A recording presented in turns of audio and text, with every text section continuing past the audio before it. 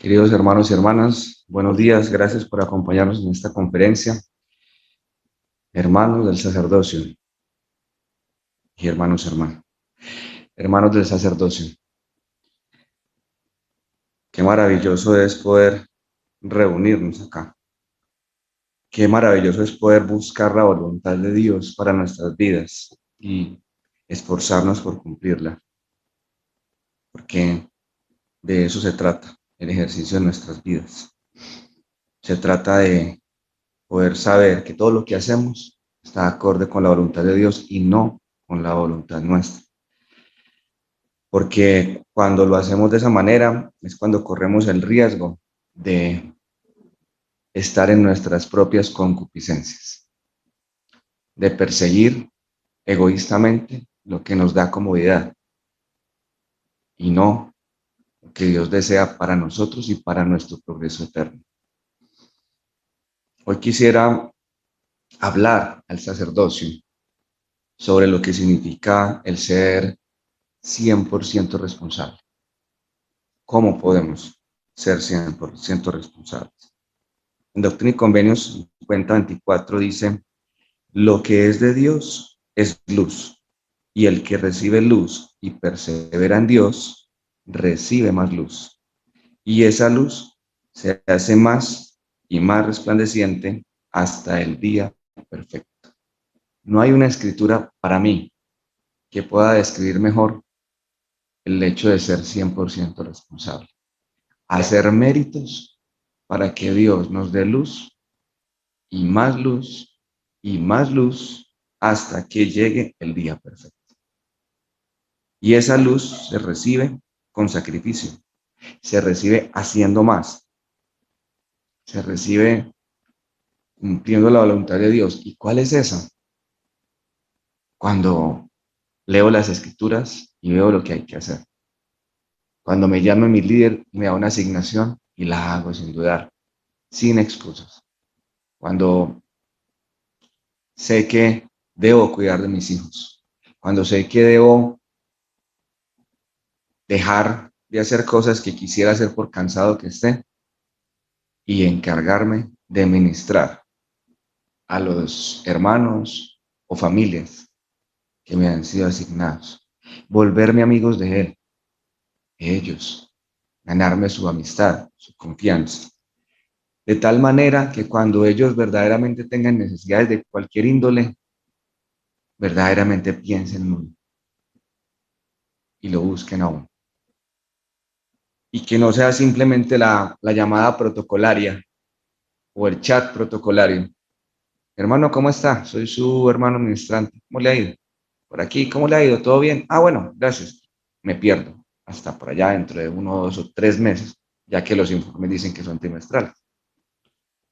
Pero no, cuando realmente pasa eso, sé cómo se llama, sé cómo se llaman los hijos, los miembros de la familia, sé cuándo cumplen años, sé qué les gusta, sé cuáles son los retos.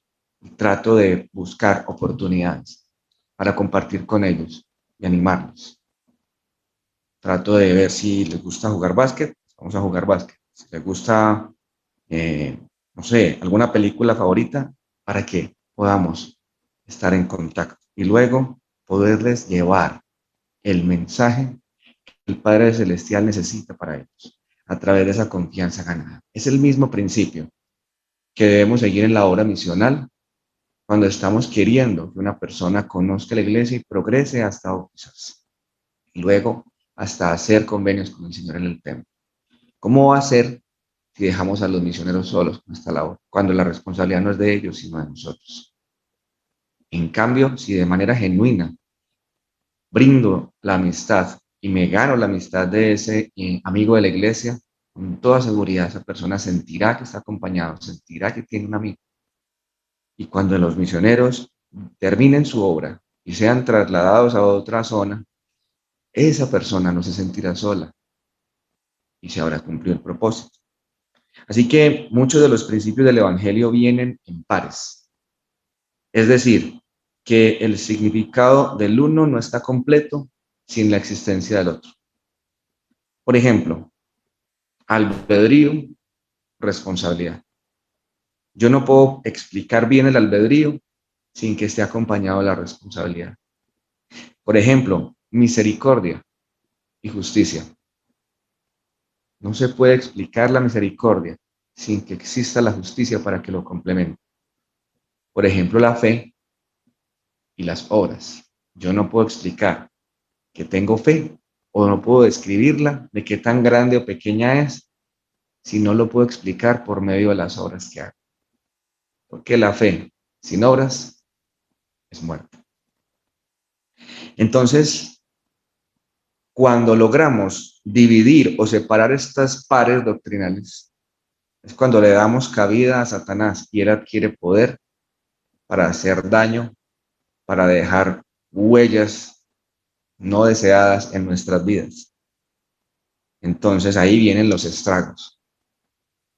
Entonces, con estos tres ejemplos que vimos, como ya sabemos que la fe sin obras realmente no es fe y tenemos claro esto, quisiera que nos concentráramos en las otras dos, especialmente en la del albedrío y la responsabilidad. En Santiago 2:17 dice, así también la fe, si no tiene obras, es muerta en sí misma. Así que, teniendo clara esa escritura, pasemos a la responsabilidad, el albedrío. Quisiera hacer una claridad para muchos, sé que puede ser obvia, pero no sobra. Cuando yo conocí la iglesia, los misioneros me enseñaron sobre el libre albedrío y era el término que estaba vigente en su momento. Y uno lo buscaba en la guía de estudio de las escrituras y estaba ahí.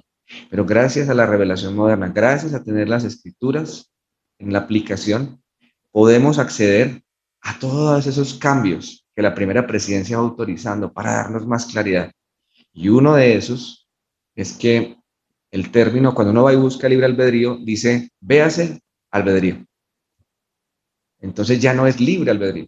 Para poder ayudarnos a entender mejor el concepto, se llama simplemente albedrío, albedrío moral. Y es la libertad que tengo para decidir con base en los compromisos y convenios que ya he hecho con el Señor. No puede regir lo uno con lo otro. Yo no puedo decir, no quiero ir a la capilla hoy porque estoy usando mi albedrío. Cuando en el día de mi bautismo elegí seguir al Señor, y elegí ir a la capilla y elegí guardar los mandamientos. Yo no puedo elegir usar mi albedrío para hacer algo contrario a los mandamientos, porque ya antes hice un convenio con Dios, entregando parte de mi albedrío para jurarle obedecerle.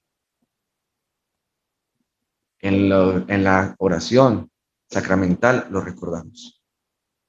Entonces, realmente esa palabra albedrío la debemos entender muy bien,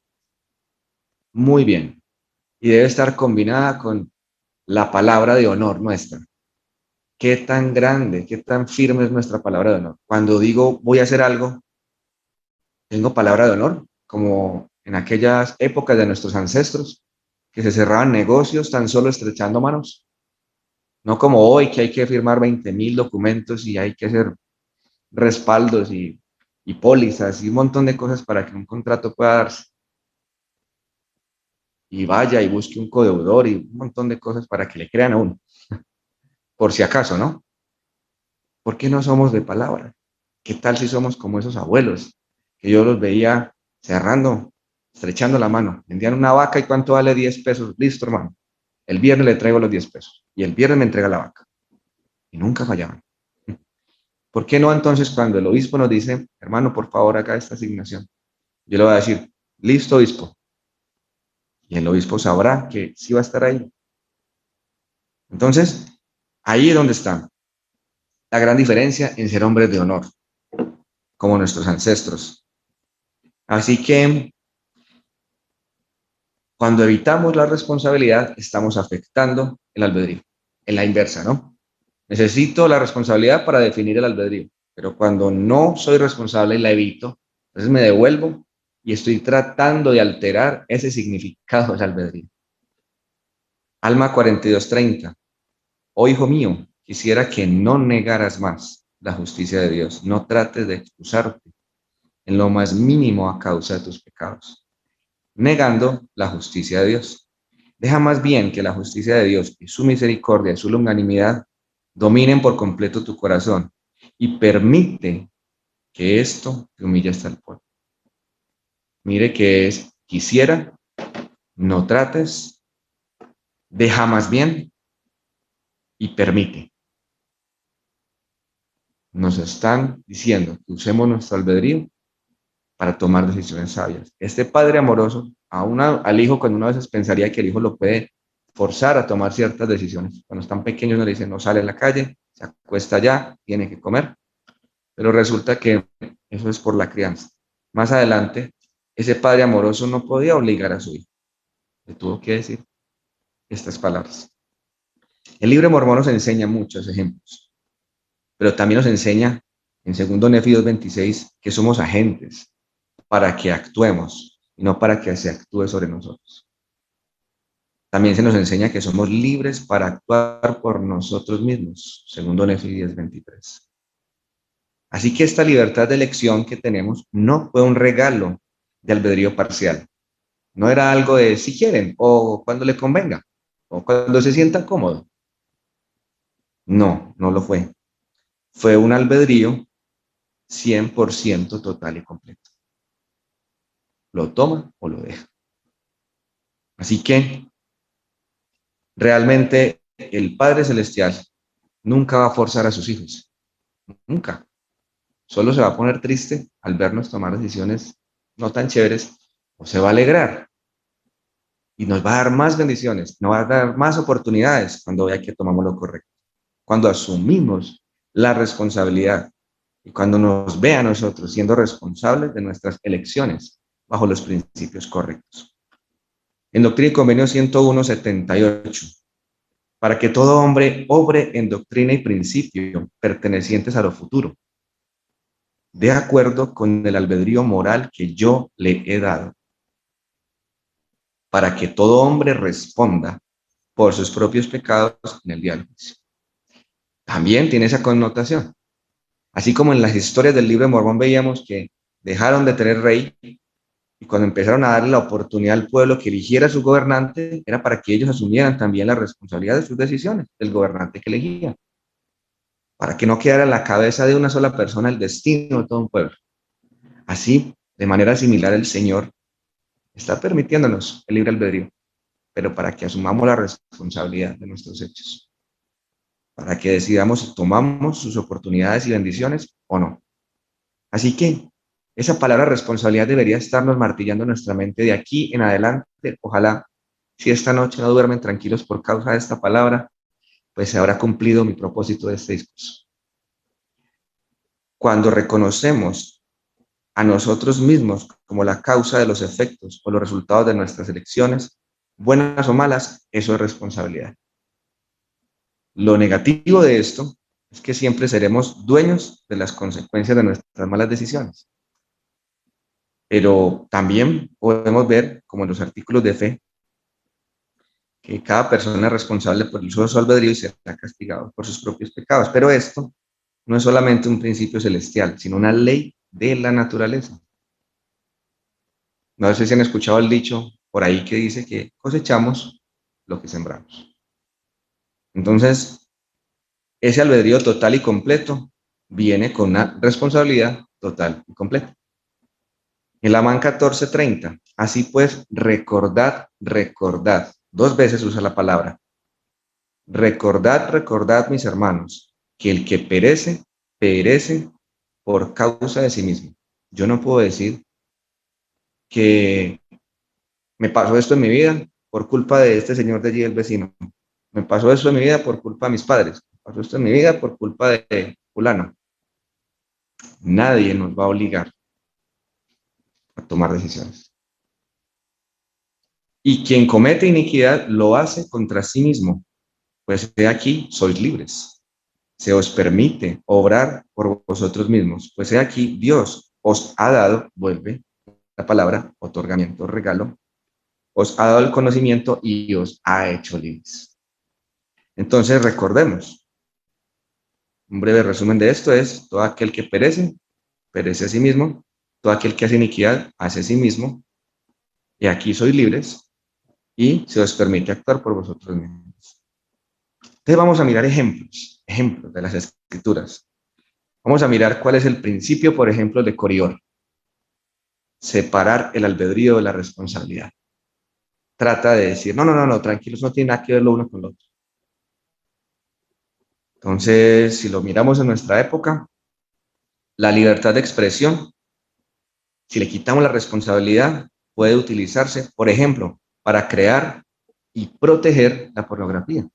¿La han visto? Miren qué peligroso. O, por ejemplo, si hablamos de los derechos de la mujer, como lo defienden muchos gobiernos y muchos, ¿cómo se dice?, grupos que tratan de promover ciertas cosas, derechos.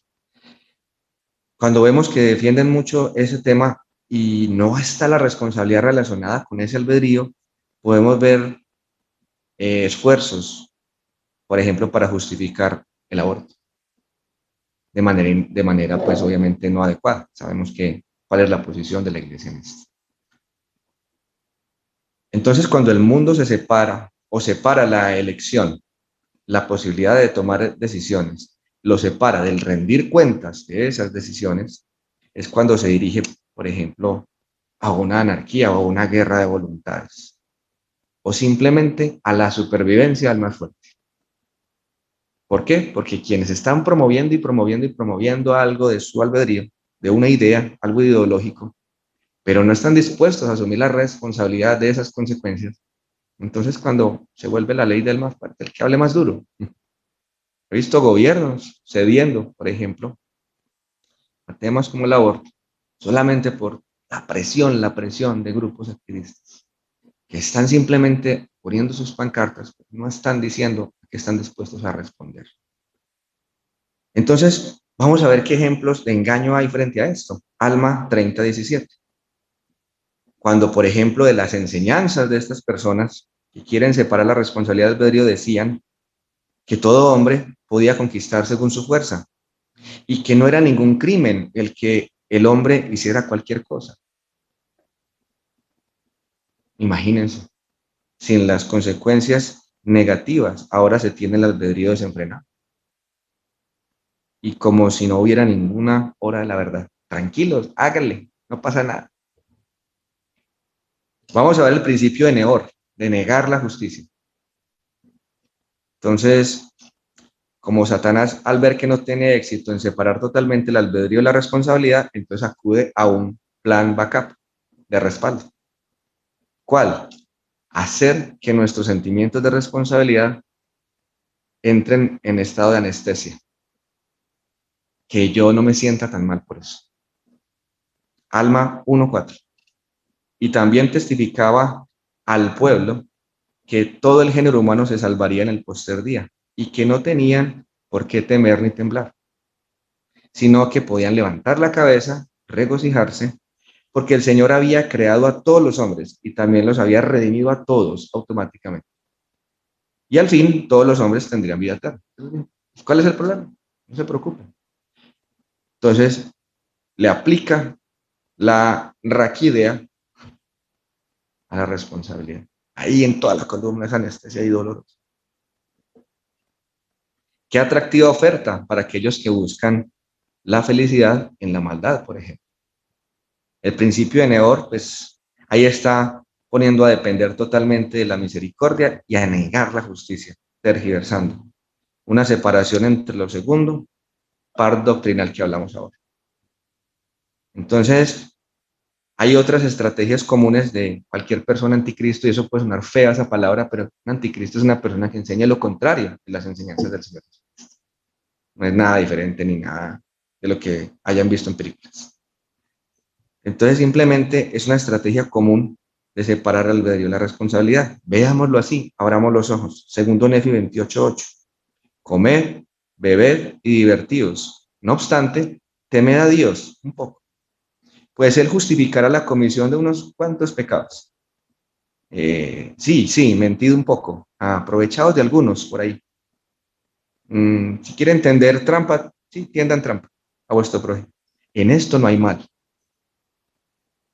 Mañana moriremos, Dios nos dará algunos azotes y al fin nos salvaremos. Imagínense ese tipo de enseñanzas en todo lo que vemos en el mundo. Una persona dijo que dónde está la sabiduría que se perdió con el conocimiento y dónde está el conocimiento que se perdió con la información. Hoy estamos inmersos en un mundo lleno de información. O sea que ya venimos en el tercer grado de degradación, de sabiduría a conocimiento y de conocimiento a información. Pero ¿es una justificación para que eso pase? No, está nuestro albedrío y nuestra responsabilidad para volver a subir los escalones y pasar de información a conocimiento y de conocimiento a sabiduría. Entonces, fe sin obras, misericordia sin justicias, albedrío sin responsabilidad, son todos los diferentes versos de la misma canción que nos canta al oído el enemigo, que se ve un poco seductora, pero al mismo tiempo es condenatoria. Así que cada uno debe tomar sus decisiones.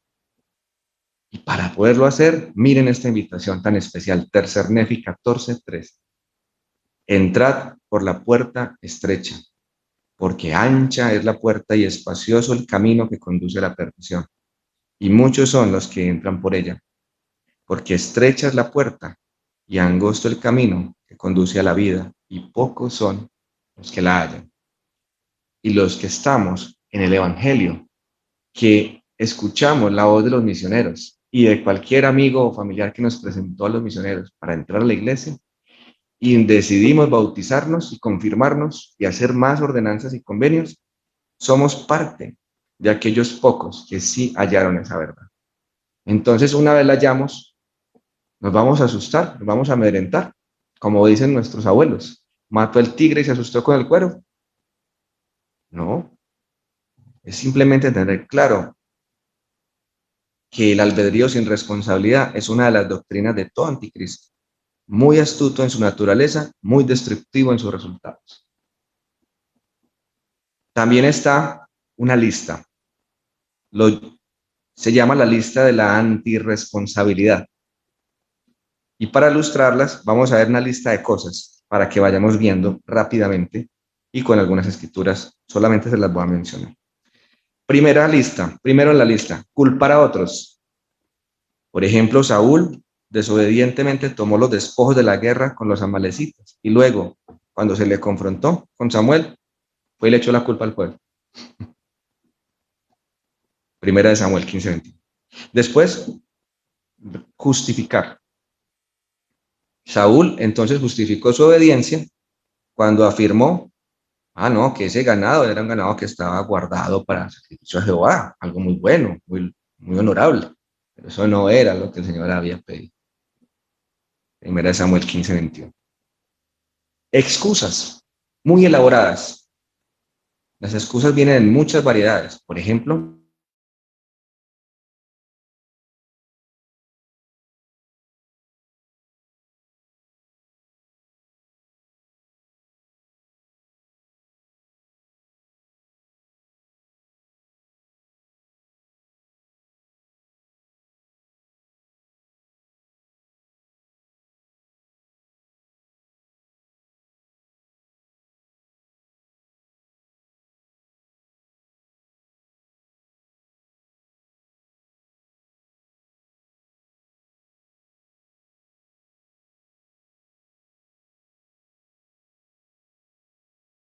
eso es exactamente lo que vimos más arriba en Alma con lo que hizo Neor, ¿cierto?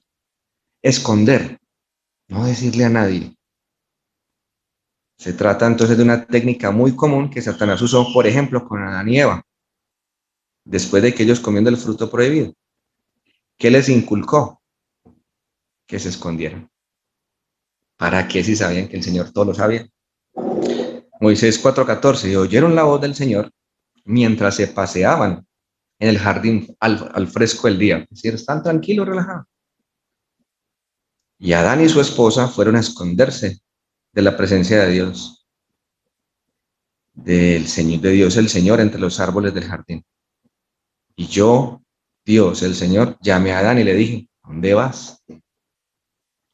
¿Cuántas veces nos dice el obispo, nos dicen nuestros padres, nos dice nuestra esposa, ¿a dónde vas? ¿Por qué estás haciendo eso? Y uno para allá, haciéndose el que no es con uno. ¿Sí? Como una vez escuché yo de un compañero del trabajo que estaba metido en un problema y tenía que asumir la responsabilidad y dar la cara, y todos lo llamaban, le escribían correo, WhatsApp y no contestaba. Entonces yo lo llamé y le dije, mira, te están llamando de todas partes. No, es que me estoy haciendo el muerto. Entonces eso es lo mismo que están haciendo Adán y Eva. Están haciendo los muertos. Entonces, eso es esconder. Encubrir, peor, muy relacionado con el esconder. Por ejemplo, David intentó encubrir su aventura con Betsabé, segunda de Samuel 12:9. Entonces también trata uno de encubrir a otras personas, de ayudar a que otros no vean que le estoy tapando, evitando que otros asuman la responsabilidad. Huir de la responsabilidad es algo que perfectamente Jonás nos lo enseñó en Jonás 1:3. Abandonar la responsabilidad, dejarla tirada. Esto es similar a los que huyen. Por ejemplo, cuando Coriantón abandonó su ministerio en pos de la ramera Isabel. Encontró otra razón más chévere, más agradable, más impactante para él y se hizo el loco con su responsabilidad y salió corriendo. Negar o mentir. Saúl dijo, he cumplido con el mandamiento. Y Samuel le dijo, ¿qué significa entonces este balido de ovejas en mis oídos? Estaba mintiendo. Rebelarse. Ah, ¿qué va? Oye, no va a hacer eso. Usted no me puede obligar. Entonces Samuel reprendió a Saúl por su rebelión y le dijo, por cuanto tú desechaste la palabra de Jehová, él también te ha desechado para que no seas rey. Murmullos y quejas. Aquel que se revela también se queja y murmura. Y por ejemplo, está en Números 14:2. Y se quejaron contra Moisés todos los hijos de Israel. Y les dijo, ojalá hubiéramos muerto en la tierra de Egipto. ¿Qué tal es? Lo sacan de allá. Y ya después decíamos, ojalá no hubiéramos quedado allá. Murmullos y quejas. Palabras necias. Encontrar errores y enojarse. Estos dos están muy asociados. Encontrar errores y enojarse. Por ejemplo, Nefi nos lo describe en 1 Nefi 3:28. Y aconteció que Lamán estaba enojado conmigo y también con mi padre y también Lemuel. Entonces busca uno en el enojo para tratar de distraer al enemigo o a las personas que me están invitando a que esté haciendo las cosas bien.